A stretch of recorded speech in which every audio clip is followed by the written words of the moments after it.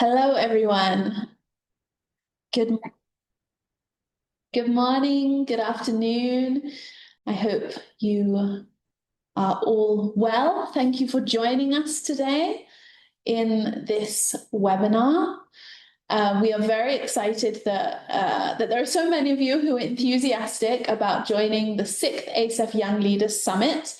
And today we are here to answer some of your questions and hear any more questions and go through some things about the program, and as well as encourage you all to apply.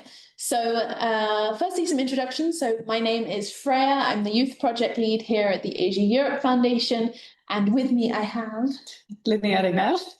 I also work with Freya in the youth sector of our education department, originally from Sweden, but came to Singapore to explore this field. I'm very excited to talk more about the project and answer all of the questions that you have submitted through signing up to this webinar today. Yes, so we have gone through all the questions that were submitted in when you registered with us for the webinar. But if you have any more or any new questions come to mind, feel free to use the Q&A function on your Zoom screen to pitch any other questions to us, and we will keep an eye out on those throughout the webinar. There'll also be time towards the end for any further questions. So we will run through our presentation and answer as many questions as we can. And then there'll be room for more, any other questions or anything that we've missed at the end of today's session. So let's get started. What are we going to cover today? We're going to cover overarching things about the ASEF Young Leaders Summit project and the objectives of the project. And then we'll cover a little bit about the topic. We saw some questions about what will be covered. And then we will go into the program itself. What's the timeline? What's the commitment? And then the eligibility and selection criteria and process that the selection committee will go through in reviewing all of the applications. So with that, let's get started. So about the ASEF Young Leaders Summit. It's a project that ASEF has been running since 2015, 2016. As you can tell, we are on the 6th edition of this project. In the summit format, we also do capacity building trainings with this project as well. But the main goals, as are with ASEF's mission to bring people together from Asia and Europe, our goals with this project are specifically to bring young people together from different aspects of professional academic life for a 360-degree approach to leadership development, so a leadership capacity building program. So we look at both self-leadership, team leadership, as well as societal leadership through the program.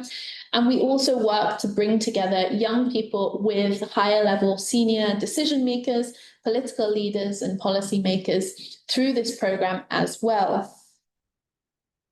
Then with the objectives of this program. Yes. So the approach we take is very multifaceted. So beyond just looking at leadership skills and from this 360 lens of self, team, and societal leadership, we also, as the Asia Europe Foundation in general, work to strengthen intercultural understanding between our member countries. So 51 countries in Asia and Europe comes from a lot of different backgrounds. There's a lot of different aspects to keep in mind and to learn from each other. So this is one other aspect of the objectives of this program. And of course, related to also the topic that we have for these editions, so Leadership in Society 5.0, we also look to bring people together to have dialogues and exchanges where we can learn from each other, gather innovative solutions to further the development towards the Sustainable Development Goals. So that's also an overarching goal of the Asia Europe Foundation as a whole. And we do this through the ASEF Young Leaders Summit as well. Specifically, you will see also throughout when you look on this year's edition that we also focus on just the solutions to global challenges. So how can you, both in a local context, but also nationally, and then of course globally, work together to solve these different challenges. Thank you, Linnea. On to the topic, Bill. Before I go on, I just want to highlight, if you have any questions, I can see a raised hand. If you have any questions, please put them into the Q&A function, and we will be addressing all of the questions either throughout the session or at the end if there's anything we haven't covered. So if you can, we won't be taking any questions from the floor in this format, in this webinar. Okay. Next, the topic itself. So, leadership in society 5.0. What is this? What is this topic? We've been working on this topic for the last 3 years in the ASEF Young Leaders Summit program, and we aim to provide a platform for reflection and dialogue on different aspects of leadership. So, what does it mean really to be a global leader in such an interconnected world? We know there's a lot of leadership programs out there, but for us, we are very focused on the interconnection between people in 2 regions across Asia and Europe. And what are the skills that young leaders need to be able to work in this context of an interconnected world?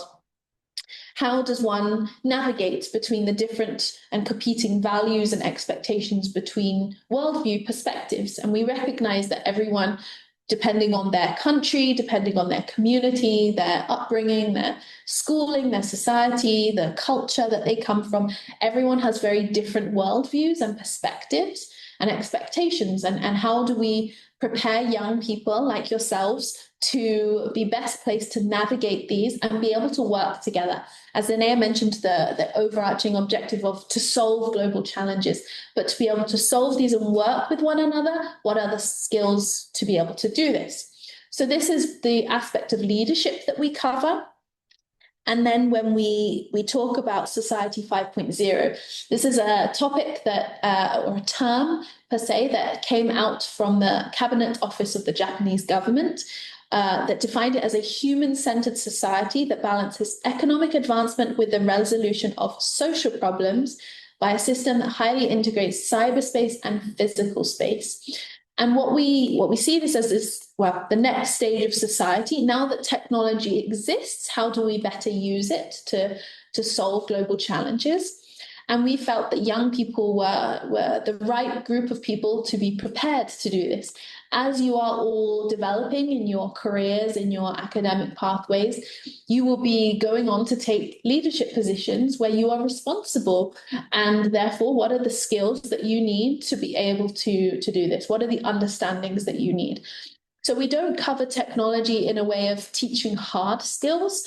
We don't teach you how to code. However, we do explore aspects of how do we think critically about using technology, especially if you're in a leadership position. How do you think about using technology ethically, inclusively, sustainably? These are the discussions that we will cover throughout the program and this topic, and prepare you for driving the next stage of society. So I'll have a quick look at the Q&A just to double check if there's anything related to this. Nope. Okay. Then, yeah. Just to let you know, if we see any of the questions throughout, we will try and answer them as we go along, because we'll cover a range of different topics, as Freya mentioned in the beginning. So if we don't address your question directly, just be sure that it will be covered in some way throughout the presentation today. Yeah, exactly. And the recording will be available afterwards. That I can answer already. You can see that question already. The recording will be sent out to everyone and will be made publicly available. Okay. Okay, then let's go on to program. Linnea, you want to start? Yes.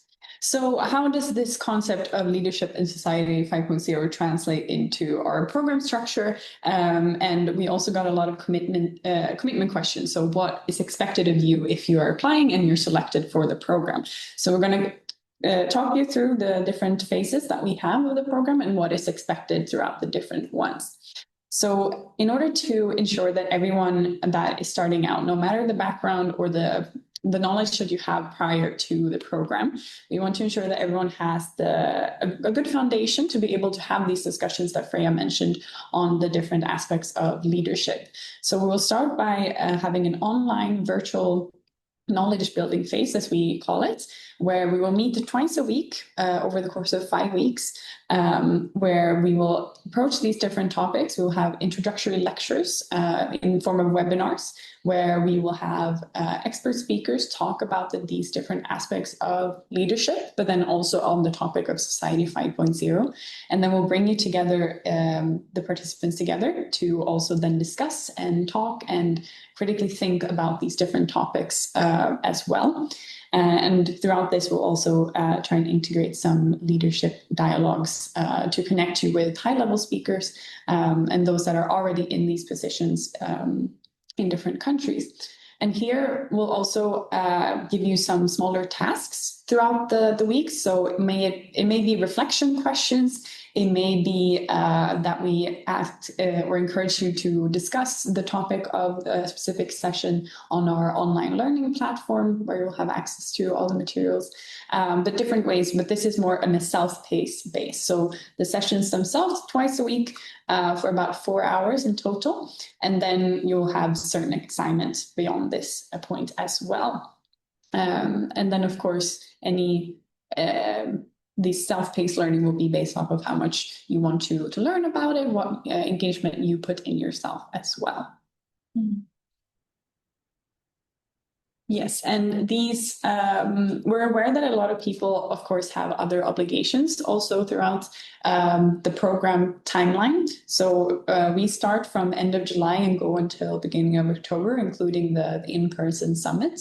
And we know that sometimes also with time zone differences and everything it's difficult to be sure that you can join all of these online sessions. So they are always recorded, and we make them available to the participants after the fact on this online learning platform that I've been referring to. But of course, we want also to have this interactivity of the participants. So to the furthest extent possible, we highly recommend to do your best to join these sessions online. In order to also help with those that have other obligations, we provide leave support letters to our participants. So letters that strengthen and showcases that you do spend your time outside of this with our program. So if you need to take a specific session off from your schoolwork, or you need to take a specific time off from work, also then for the physical summit, which we'll come to, we can provide that support as well. Great, thank you. The next phase of the program is the leadership and action phase. This is still virtual. This will take place in September. And this is where you work together in teams. So we will group up all the participants to join teams, mix of Asian and Europeans, each with 2 team leaders who we are training in an earlier training in this program. And you will work together in teams to gather the best practices from Asia and Europe on how to tackle societal challenges using technology. And these challenges will be set by our partners at the United Nations Development Programme, UNDP. And your outcomes of these will be presented at the in-person Youth Summit and at the World Expo 2025. So it's a very exciting phase. The commitment at this point will be very different to the previous phase, because you'll be having self-organized group meetings in your teams. We would still recommend 2 to 4 hours per week in terms of time. However, they will be organized by the team leaders, the navigators, at a time that works best for the majority of the people in the team, or as many people in the team. So this will be a phase where what date and time your sessions will be, or your group meetings, might be slightly different to each other as well. Besides this, there would also be, online coordination and communication at this point.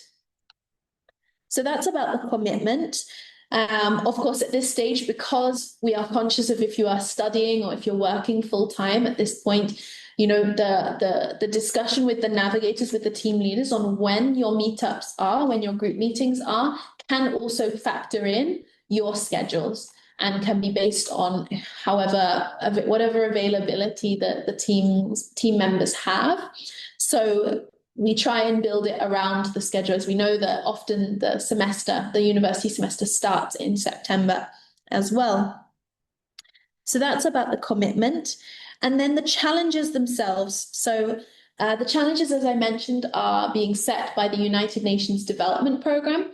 And these are, they will be challenges related to different societal challenges around the world that we're facing, most likely, or they will be connected with the SDGs, with the Sustainable Development Goals.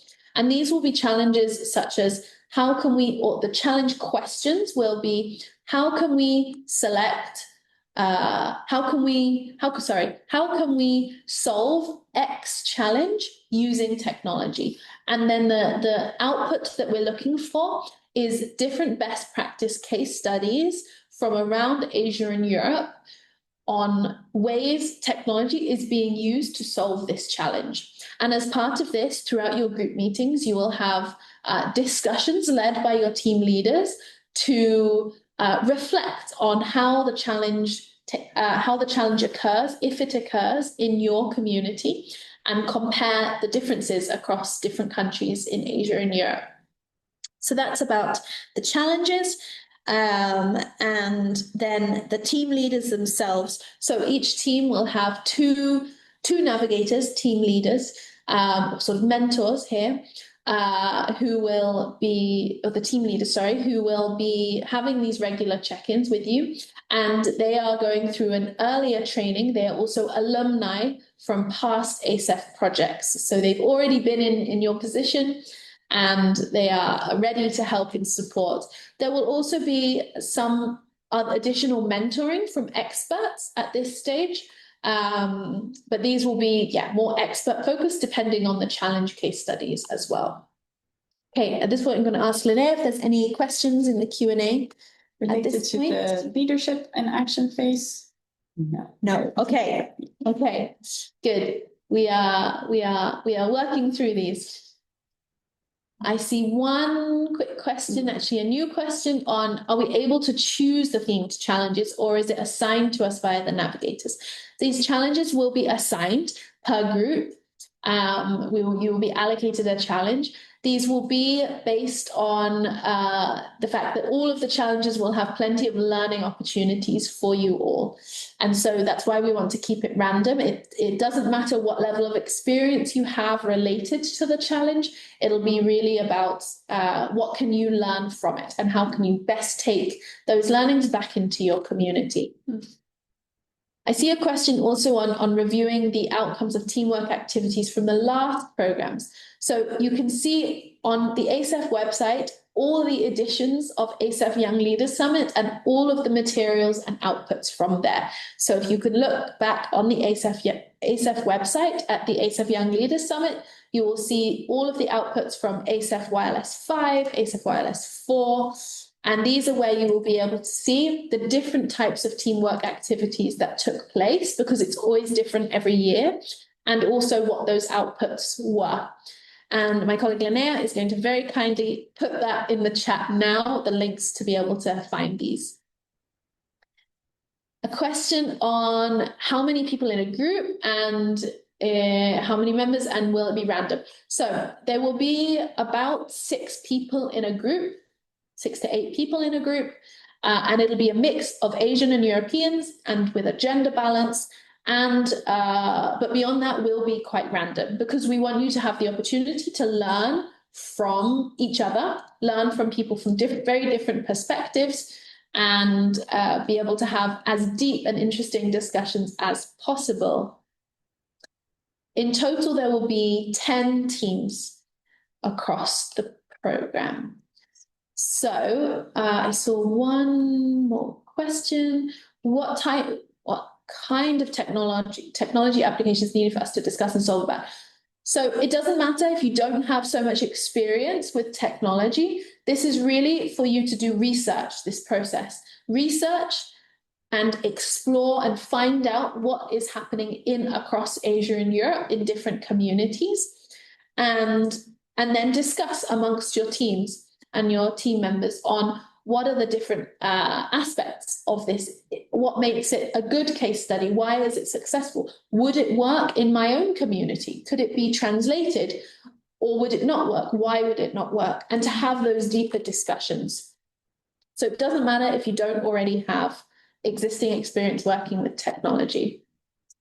Okay, I see a question that we've semi-answered, but I'll answer it again. If I have an important course overlapping with 1 hour of every online session in phase 1, what would you recommend me to do?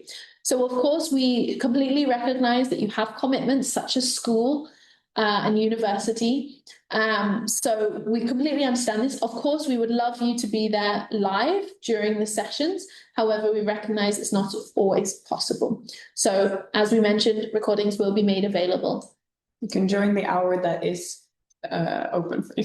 Exactly. I also saw a question, so jumping back to the point on the knowledge building phase really quick, because I saw another question on it, was whether or not it will be available to everyone who applies or only the selected participants. So all of the materials that is gathered for the knowledge building phase is put on an online learning platform for the participants. So we need to keep it limited also for the fact that we cannot have everyone on the platform, but also because we set these different tasks that are for those that have been selected for the program.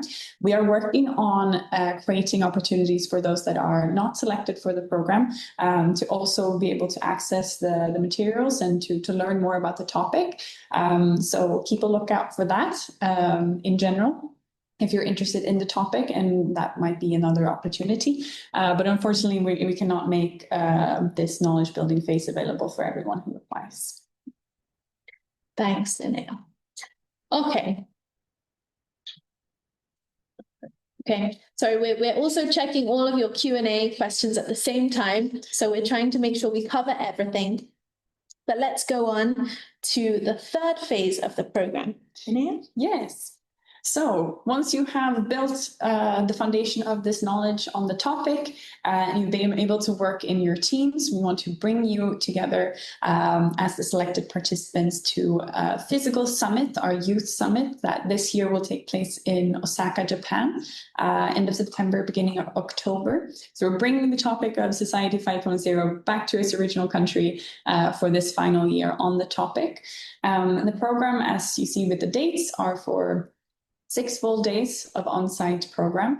And we expect here that each participant is available for the full period and that they are actively participating in the different program elements. So the program will consist of panel discussions, there will be dialogues, interactivity in form of more kind of workshop styles as well.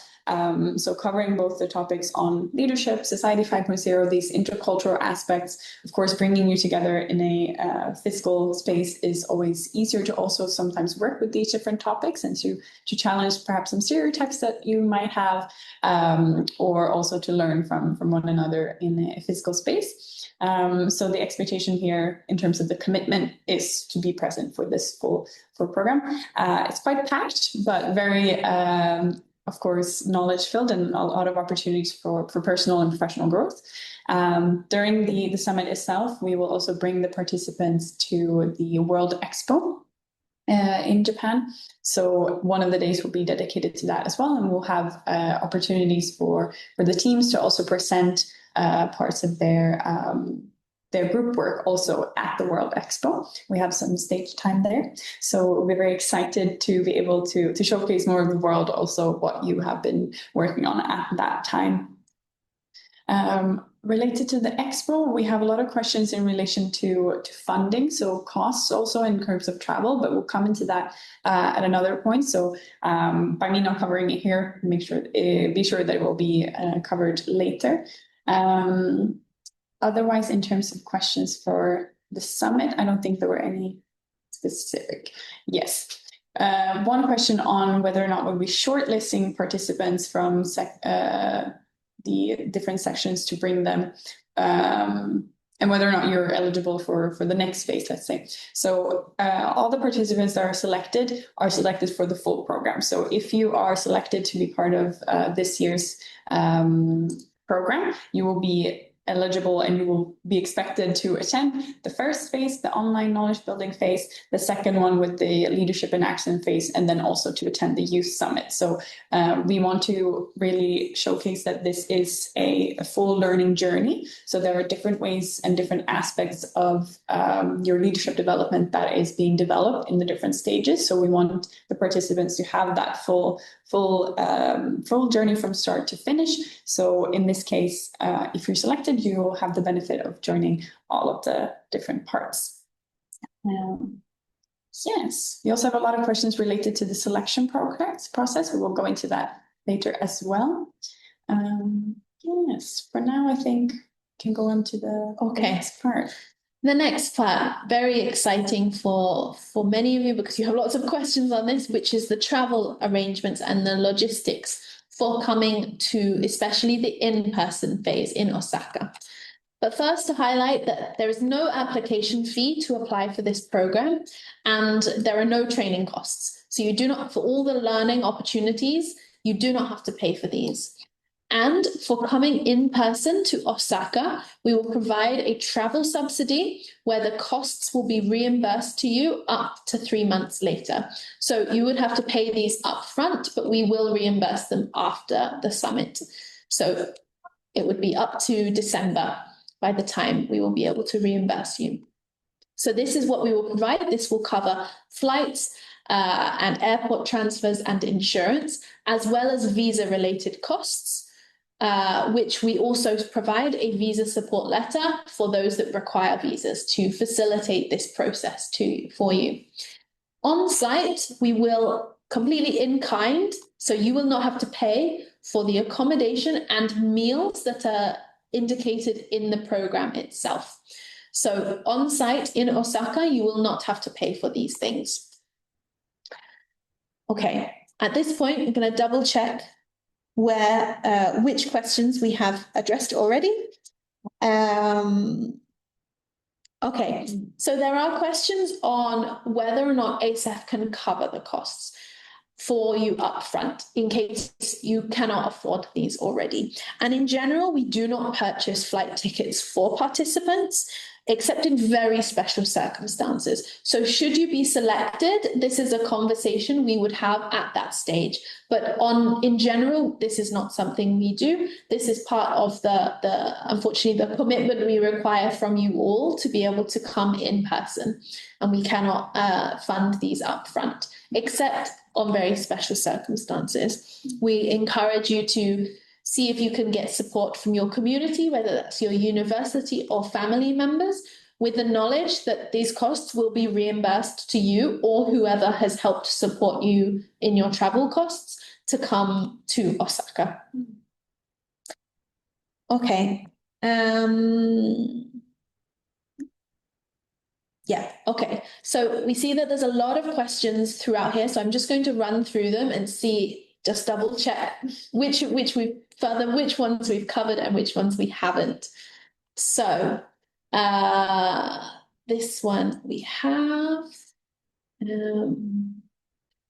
Yes, so Fendel Franco, thank you for this question. How much do you have to pay or budget do you need to prepare the upfront expenses? Yes, in an ideal world, yes, you will be required to prepare to pay the costs to travel upfront, and then these will be reimbursed later. Okay, what else? What else is there? I saw some questions related to who is funding ASEF. So just to give a quick background on ASEF, because we mainly gave an introduction to the program as itself. But ASEF, so the Asia Euro Foundation, is an intergovernmental organization, not for profit. So our funds come from our member states. So we are funded by all of our members, as well as the European Union and ASEAN Secretariat. So we get our funds from the governments, basically, of our member countries. And this is how we're able to make all of our programs fully funded as well. So this is something that we really emphasize and are very happy that we're able to provide these opportunities for people to have these new experiences as well. I see also questions related to how much you would have to pay.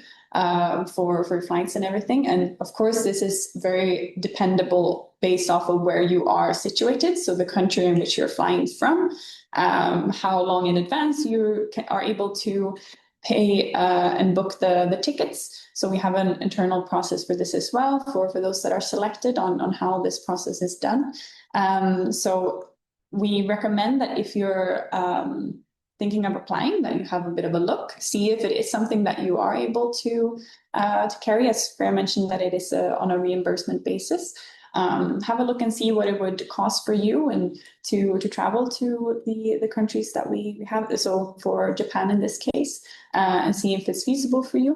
We've also had participants in the past who have done crowdfunding to help them front the money in this case and then be able to reimburse it. Family members have helped out, and also different scholarships that have been provided as well. So there are many different opportunities for this. And of course, when we say it's fully funded, it is fully funded, but we recognize that it is a bit of a challenge sometimes for people to have this opportunity to pay up front. So we're also happy to help and provide suggestions on how you can to make this work as well.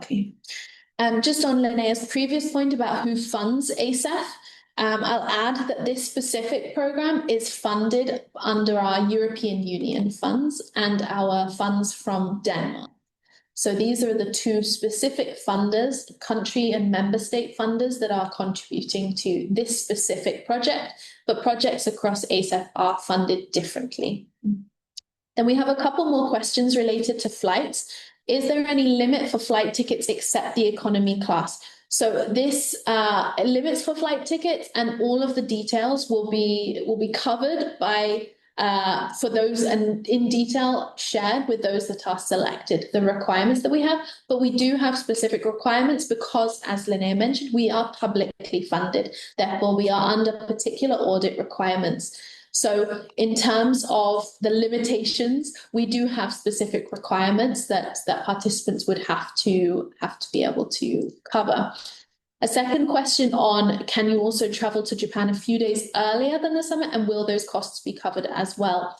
So you won't be able to come earlier, but you can stay longer in Japan if you wish. This is also dependent on whether or not you need a visa and the length of stay your visa is for.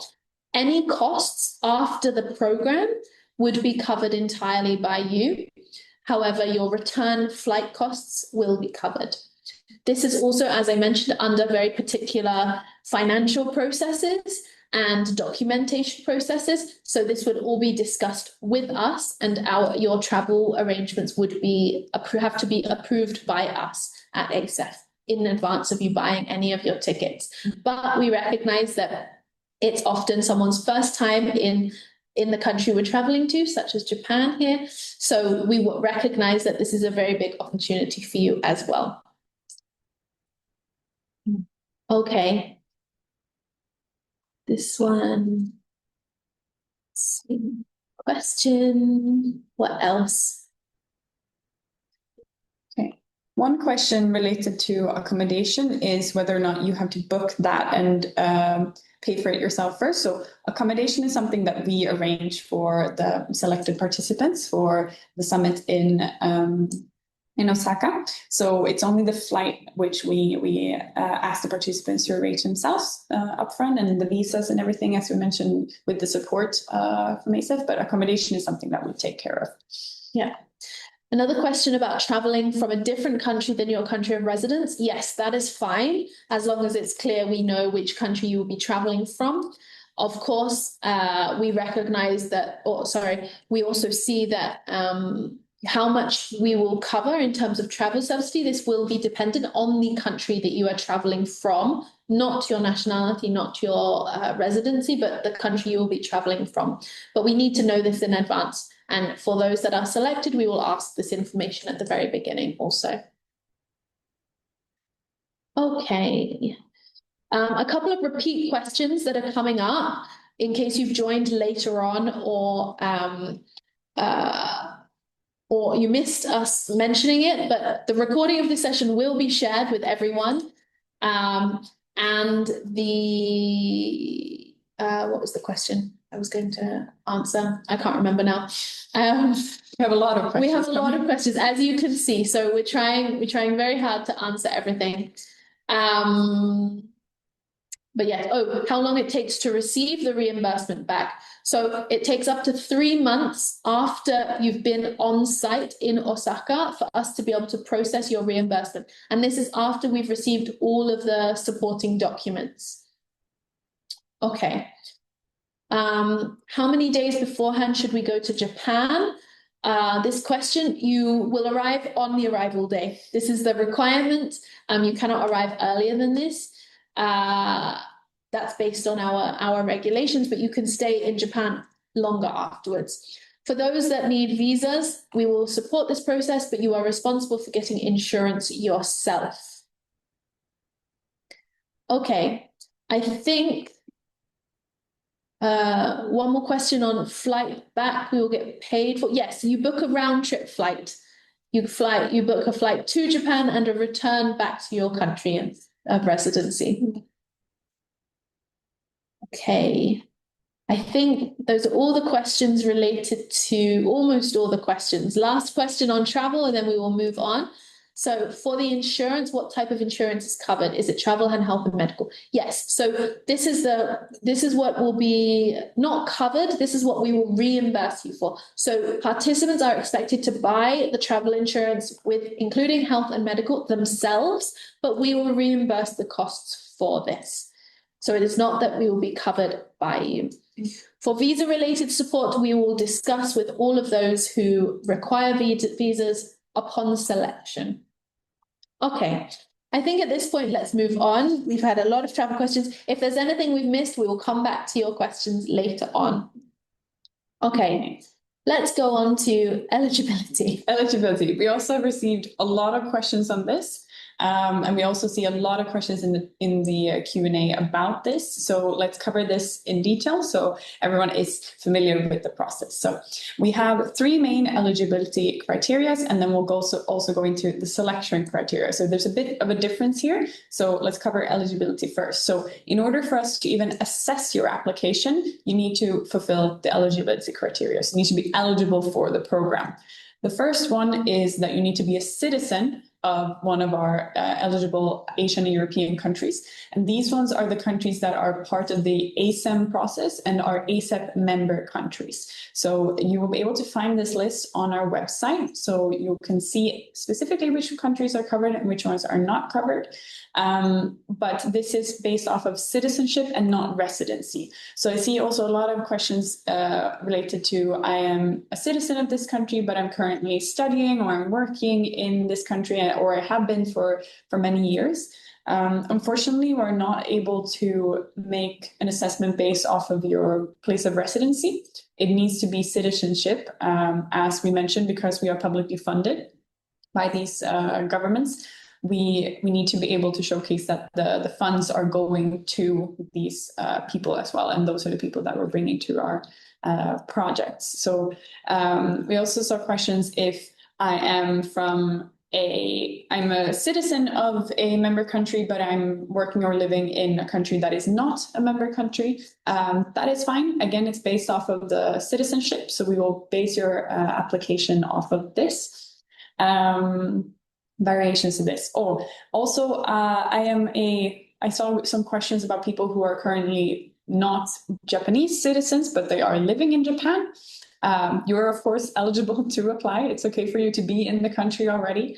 This does not, remove you from the application pool. Again, we base it off of citizenship, and we also, of course, will have some Japanese participants as well for this program. I saw questions related to how we do the assessment, if it's an equal opportunity based off of where you are from, so which countries that are covered.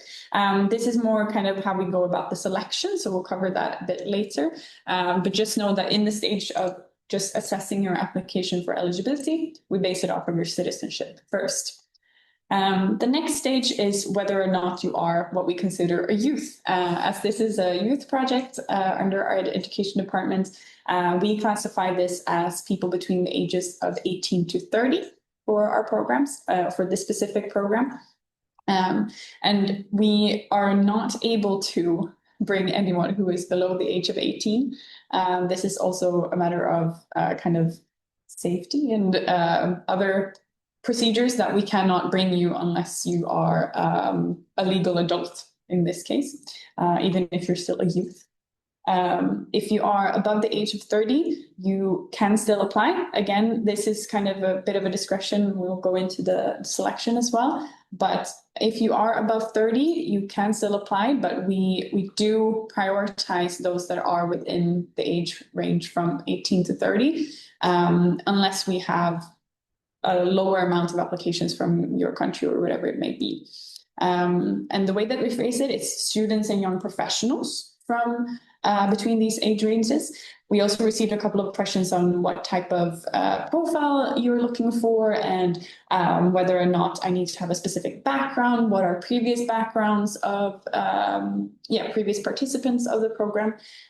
So with the link also that we sent to the previous editions of the Young Leaders Summit, you are also able to see the participants booklet. So you can also have a look and see what the profiles were like of those that have participated in our programs before. But what I can say is that we definitely value diversity here. As Freya mentioned, for the leadership and action phase, where we're bringing together people from different backgrounds and sharing different perspectives, we really value these aspects, and we encourage people from varied backgrounds to apply. You don't have to have a specific profile to be able to go. We've had anyone from people working in agriculture to dentists to people who have a legal background or working with, civil engineering or more environmental matters. So it really is just a matter of how you feel connected to the topic, if it's interesting to you and what you can get out of it as well and bring to it. So we really value that diversity as well. Yeah. There was a question also on the average age range. So the age range is 18 to 30, and we always have participants who cover the full age range. Yeah. So it really equals out. It's not dependent on your age. It's dependent more on the experience that you can bring, but also your motivation to join. So the age is not a factor in terms of that we take into consideration for selection. Mm-hmm. However, as long as you fit the criteria 18 to 30, it's a minimum criteria, but it's not a selection criteria as to whether we only select 25-year-olds, for example. This is not how it works. Yeah. So it's also interesting bringing together people who are of different ages and seeing what experiences they have and how they can learn from one another. It does not definitely equivalent that if you are 30, you have more experience than someone who is 18. It might be that you have different experiences as well. So we really want to emphasize that and encourage everyone who has different backgrounds to apply. This also goes with the fact that if you have less knowledge of the topic, if you I saw some people who asked if, I don't have a lot of leadership experience, can I apply? Also goes more into the selection, but we want people who have different levels of experience to apply and different knowledge of it. So we see it both as you can bring things to the program, but you can also learn from it. So that's why we want to have this balance of people as well. Yeah. And then the third eligibility criteria is level of English. So the whole program is done in English. So we recognize that we bring together people from 51 countries across Asia and Europe. But because of that fact, we need to conduct the program in English. And we expect people to be able to engage in conversation, to have an understanding of the topic, which comes with a higher level of understanding of the English language as well. And this goes with both verbal and, of course, written as well. And we understand that some of you may be hesitant with this as well, but we also do look at the applications to see kind of what your English level is like. And of course, it's a learning opportunity as well. I've gotten better with English with every person I interact with in English, but because of this fact, we need to ensure that you will be able to get the most out of the program as well. And for this, you need that level of English. Yeah, and we will assess this through your application and through the written answers to your application. You do not have to submit any English level certifications to join this program or to apply. It's just we will assess during the application form itself. I want to come back to the first criteria here, because we also received questions regarding both overseas territories of states, etc. And it is really related to that country. So overseas territories does not really count. You need to have a passport, basically, a citizenship from that country. Same goes with different, what's it called, regions in different countries. Yeah. So the main thing is citizenship here. Yeah. So you have to be a citizen of one of our countries to join. It doesn't matter where you're living in terms of residency, but you have to have a citizenship of one of our countries. And as we mentioned, that's because we are publicly funded from these countries. Therefore, we have to have this limitation and this restriction. Okay. I'll quickly scroll through and see if we've looked at anything. I think a lot of the questions are also related to selection. So how do we, as the selection committee, how do they screen the application? So we'll go into that later. BS for now, I think it's more on the selections. Yeah. Okay. Oh, we have one on dual citizenship. Yes, so the one that is relevant. So if you have dual citizenship and both of your countries are members of ASEF, pick one. And then you can, of course, indicate in the text that you have dual citizenship, and that's a part as well. But yeah, you can just choose whichever, and it won't have that much of an impact in that sense. Okay. Let's go on to selection criteria now. So these 3 points that Linnea just went through are the minimum eligibility criteria. So for you to even apply, these are what you need to meet. However, what are we then looking for? The selection criteria. What are our selection committee? We have a committee of people who will be reviewing the applications here at ASEF. What are they looking for? So motivation to participate, number 1. Number 2, demonstrated experience in community and societal leadership. And number 3, relevance and thematic connection to the program topic. What we will say here is that these 3 selection criteria are really based on the answers that you write in your application form. And this doesn't necessarily mean you have to have loads and loads of leadership experience or relevance and thematic connection to the topic, but it's how you write about them in your application. We know also that leadership is defined very differently across Asia and Europe. And so think about and take time to reflect on what you are doing for your community. Think about the different questions in the form, and think about how you are contributing to your community, whether that's through volunteering, through engaging in different organizations. These are the things we will be looking for, or our selection committee will be looking for when they are assessing the applications themselves. So I'll go through a couple of the questions that I'm seeing here also.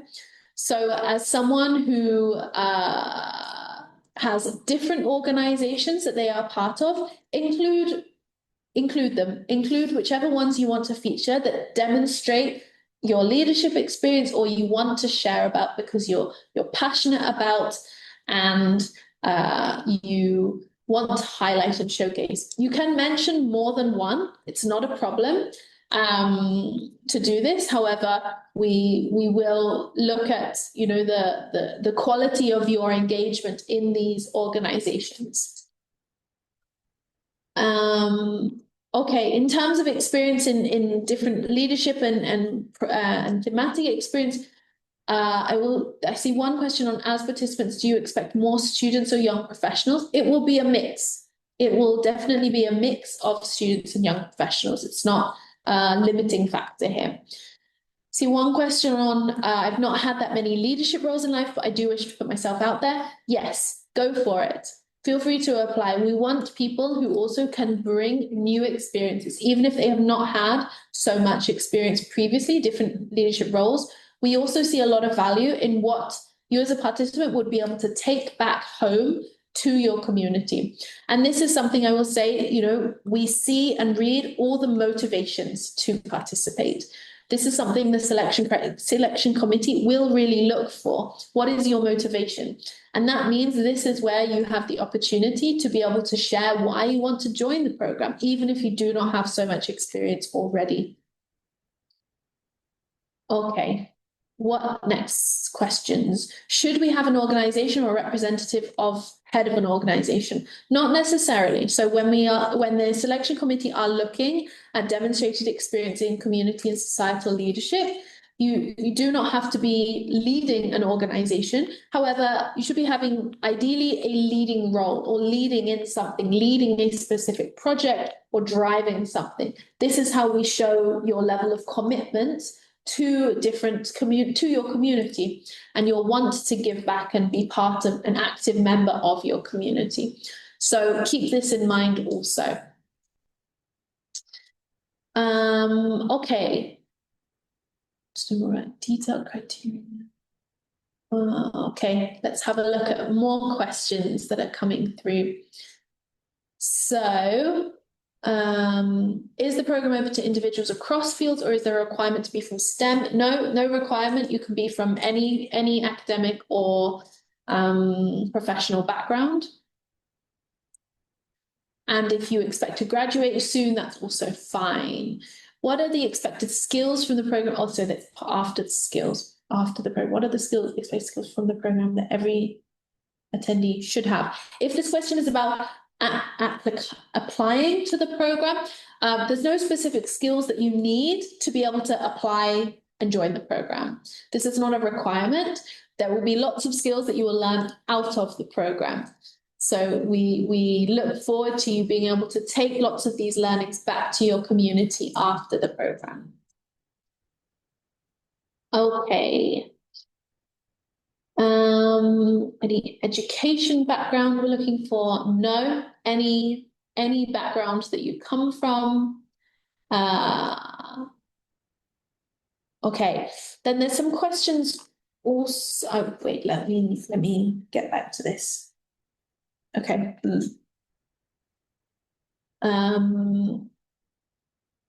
What skills will you look for in your application? As we mentioned, no specific skills. We will look at these 3 points that are on the screen now. These are what we will be assessing. In terms of how do you best represent yourself, be honest, be authentic. Show, we recognize that, and we in our selection committee will recognize that if you have motivation to join and you are honest and authentic, we will see it.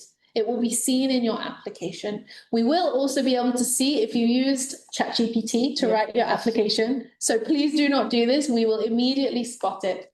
This is something that the selection committee will immediately ignore if you put your application through any sort of AI tools, and it will be spotted. So please keep this in mind when you are writing your application. Okay, I think this is a lot of the questions we have had, but I can see more and more is still coming in. But I think we've answered a lot of them. I like this question. Is having a creative approach when applying appreciated? Be honest and authentic. Authentically yourself, and this is what will be spotted by the selection committee.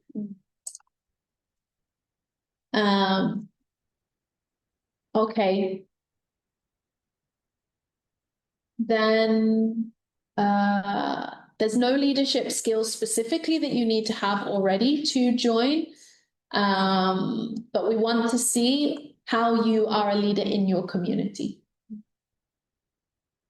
And there's one question on, would an Erasmus experience be a good experience in community? Yes, if you have been engaged in an Erasmus mobility program or an Erasmus project, this is definitely something we want to see. You could talk about current engagements and also past ones. This is not a problem.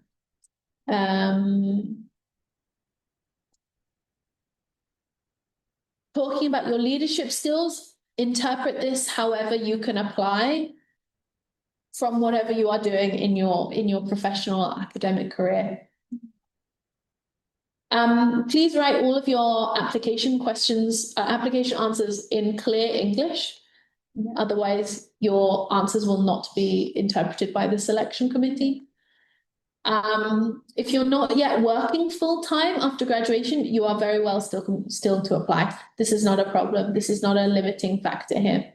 We also have seen, and we have received questions in our email about people who have turned 18, but they haven't yet started university. They've just finished up high school, whatever it may be, and they're finding difficulties to indicate in the form where they're currently at. You can, of course, say that you are a high school graduate, whatever you want to say, going into university. So you can have these indications, and if one of the specific drop-down answers doesn't fit perfectly what you do, you can still select the one that fits the best, and then you can explain also your answer in the written questions. So yeah, there are ways of working around it, let's say, if you don't fit one of the specific tick boxes that we've established. Exactly. I see a question on, do you have any required things to be put in a CV? Here is where we will say, Google is your best friend here. There are lots of tutorials on YouTube and Google on how to write a curriculum vitae or CV. This is where we will assess all of your experience, and you can include all the things you were not able to put in your application form as well. Regarding this selection criteria point on relevance and thematic connection to the program, this is where we will look at a variety of things. The topic is Leadership in Society 5.0. So that encompasses all of your leadership or anything related to leadership, as well as technology, as well as society and contributions to society. So it's a really broad area of how we will link your application with the with this selection criteria on relevance and thematic connection. Okay.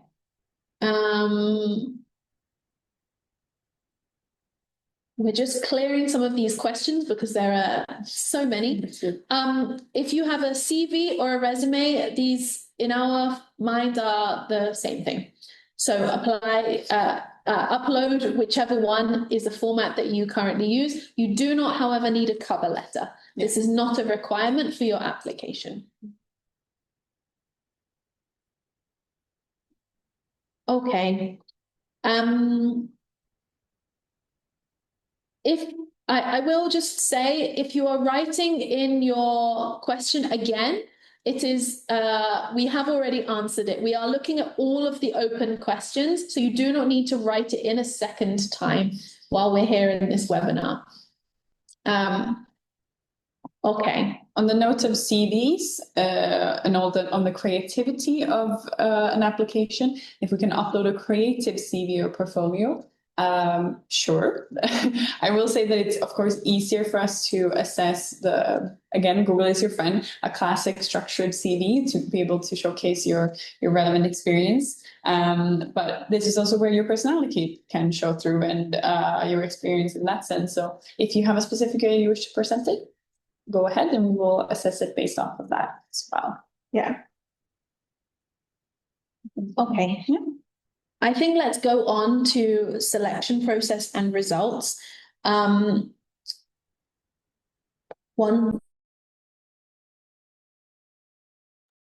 Okay, so the next thing we will go through is this selection process. So the applications are now open. Linnea has put the link again in the chat so you can find the application.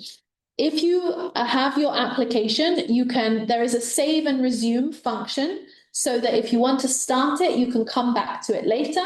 However, the deadline is the 3rd of June on 3rd of June 2025, and that's the end of the day. So 11 p.m. 59 UTC. So you can check what time that is in your time zone as well. But all of this information is on the application form specifically. All of the applications will be reviewed after the deadline on the 3rd of June. So there will be no rolling basis selection process. Everything will be reviewed there and then. There will be no exceptions into submitting your application late. After this, we with the selection committee will review all of these aspects, the eligibility criteria and the selection criteria, and then ensure that the final selected participants have a balance across geography, so across all of our countries, to ensure everyone is represented and ensure that there is a gender balance. So seeing lots of questions on how many people are selected per country. And this is, we will ensure that every country is represented. In total, there will be 60 participants selected, 60, which means there will be more than one person for some countries. Not all, and that's not any specific country. This is randomized. It depends really on the number of applications we have and the quality of the applications as well. So these are the things to keep in mind. There's 60 people who are selected. Okay, then I'm seeing a lot of the same question here. Then we may invite people for interviews, but do not presume there would be an interview. It's not a standard part of the procedure, but on an exceptional basis, we might invite for interviews. But as we said, there's only one selection round. As we've put on the screen, the results will be expected for on Friday, the 20th of June.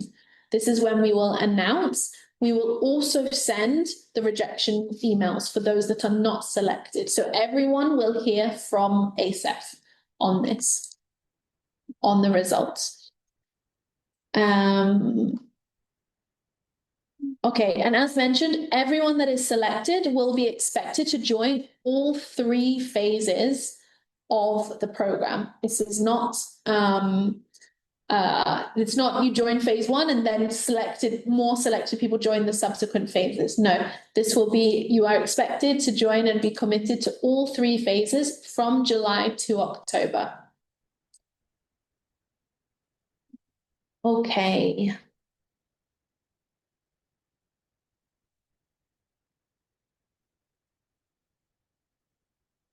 There's a question on if there's a limit for applications. No, there's no limit on applications. We welcome as many applications, and all applications will be assessed by the criteria that we have gone through. It's not randomized selection. It is, everyone is assessed according to the criteria. Okay. Thank you for the person who kindly put no question, but thank you for the answers. We are very, very grateful and very helpful that this webinar, very grateful that this webinar is helping you all. Okay, I think those are the questions related to the selection process. If any of you if we've missed any questions, we will come back to the open questions, and we're not ignoring them. We will come back to them at a different point. But okay. Yes. Okay. Then I think that is the point. Yes. Let's go into some questions that didn't necessarily fit into any of the areas that we've already covered. So I already saw some people that have submitted their application, but saw that there were mistakes in it, or there were some things that they needed to adjust. So we'll share the email at the end, but you can also find it on our website, and we'll share it in the chat. But you can always send an email to us to adjust anything in your application, and this goes for smaller adjustments. Let's say that you had a misspelling of your email, or well, email that you wouldn't receive a notice, your name, or you put the wrong designation for your organization or wherever it may be. You can send that to us.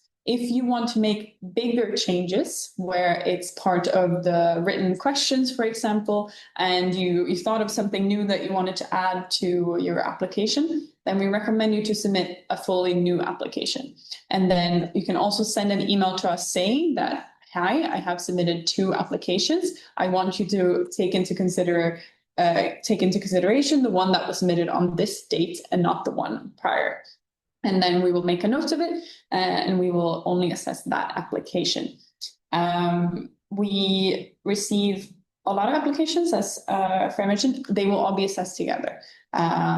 It's not a race to the finish line, and we really encourage you actually to take the time to sit with the questions that we remarked in the form and think of how you want to answer them, how you best wish to present yourself. We also get a couple of questions generally on the timeline. So let me just repeat that for those that have just joined or just wants a refresher. So the application is currently open and will be open until the 3rd of June. After the 3rd of June, we will assess all the applications and you will hear from us either a positive or a rejection in this case by the 20th of June. This is the expected date as of right now. Then we'll have some time to confirm the selected participants. If there is anyone who doesn't wish to participate after having been selected, we might reach out to any people to fill the spots. So even afterwards, there might be some people that will get a last minute spot to the program. Then the online knowledge building phase will start in the end of July. So yes, we'll get back to this. So end of July, we'll start with the online knowledge building phase. So that's when the program officially kicks off. Then we have 5 weeks of online learning together before we go into the leadership in action phase, where we have a month as well with teamwork and meetings together with the teams you will be working in if you're selected, leading up to the in-person youth summit in Osaka, Japan. Yeah. We will wrap up in Japan with the final day, 5th of October, and that's when the program officially also concludes. There's one question on will the teams be the same from the start to the end of the program, or if they keep changing? So the teams will be primarily for your phase 2, leadership in action. However, we will encourage intermingling of all the participants and a lot of activities that will bring you together with other people throughout the whole program. It's not just that you will not just be with the same group of people for the whole program entirely. Then related to eligibility, selection and everything, we have a couple of questions regarding applicants with different disabilities, be it physical or other disabilities. And of course, we encourage you to apply. ASEF and the selection committee do take the non-discriminatory approach. We encourage everyone with different backgrounds and in this case, I'm losing English. It's not my first language. I'm losing the English word, but different needs to, of course, apply. And you can indicate this as well if you need to. And we do our best to adjust our programs and our support to the participants that need this throughout, of course. So do apply and don't feel discouraged to do so. And we'll do our best to adjust based off of this. This non-discriminatory approach means that these things are not considered in the application process. So all applications will be reviewed non-discriminatorily, and then the needs will be taken into account later on. I'm seeing a lot of questions coming in that have already been answered in the webinar, and we're getting towards the end of our time. So I'm going to say that the webinar it has been recorded and will be made available for everyone to rewatch and catch up on. So for those that have any other questions, have a look back in the recording of this webinar, because these last few questions that are coming in have already been covered earlier on. So these questions related to travel and reimbursement, as well as the type of applications we will be looking for, the timeline for also arriving in Japan, and these logistical questions, the type of CV we have covered already, the questions on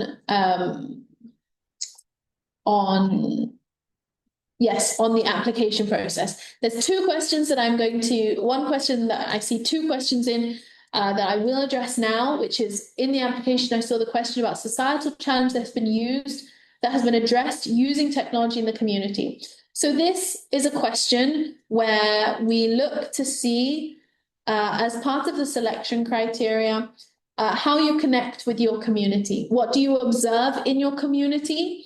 And take this opportunity for you to critically reflect on something that is in your community, a challenge that is faced that is using technology to solve it. We want it really to be something from your personal experience, your personal observations.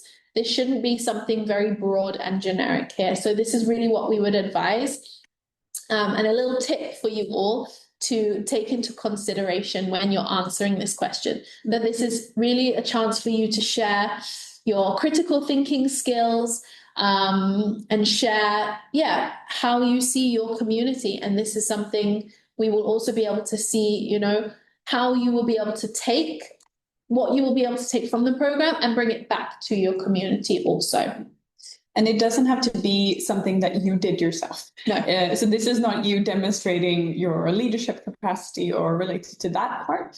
It's more if you can, as I mentioned, observe these things in your community and note how it connects to the theme. So it doesn't have to be you going out in your community and solving a societal challenge with technology in this case, but something that you've observed and maybe took a specific note of.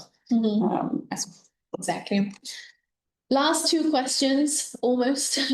One is, if you need a mentor to help you with the application, will you get one?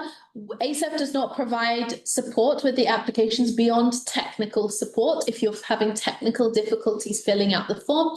If you want to seek advice, we suggest reaching out to your university or people in your community to help you with the application form itself. Thank you for your kind feedback, and we hope it has been able to help with your selection process, with your application process, and we're looking forward to really receiving all of your wonderful applications. I will answer this last question that came in very early on, which is what career opportunities will you gain from joining an ASEF program? And I want to end on this because we believe, we're very biased because we designed the program and we lead the program, that you will gain a huge amount from both the network that you get from this. You will have a network of 60 to 80 youth from across 50 countries. And this will be an opportunity we've seen through all of our past participants, all of the alumni we have of the impact they've had and the connections they still have and are still collaborating together to this day, even if they joined a project years and years ago. So this is number one, the network. Number two are the learning opportunities, both from other people in the program, but also the experts that we bring in. I will say that once you have joined the program, you will continue reflecting on your learnings for years to come. And all of this is very transferable into any job that you go into in the future. So we want to leave it, I think, at that. If you have missed anything, please check the recording. There is an FAQ document itself that is on the website. And otherwise, if you have any further questions that haven't been answered in this webinar, that are not on our website already, you can send us an email at asefyls@asef.org. So Linnea has just put the website again in the chat. This is where you can see again the overview with FAQ documents, as well as the recording of this FAQ will be uploaded to that website as well. And you can see the program highlights as well. So thank you for all your kind words. You're very welcome. We are glad that we were able to help with all of these questions. I'm very impressed. We seem to have answered over 200 questions in this webinar. We hope we wish you the best of luck with your applications. We look forward to receiving them, and our selection committee will have a wonderful time reading all of your applications. Thank you all so much from us today. Thank you. And best of luck. Hope to see you in our program. Yeah. Bye.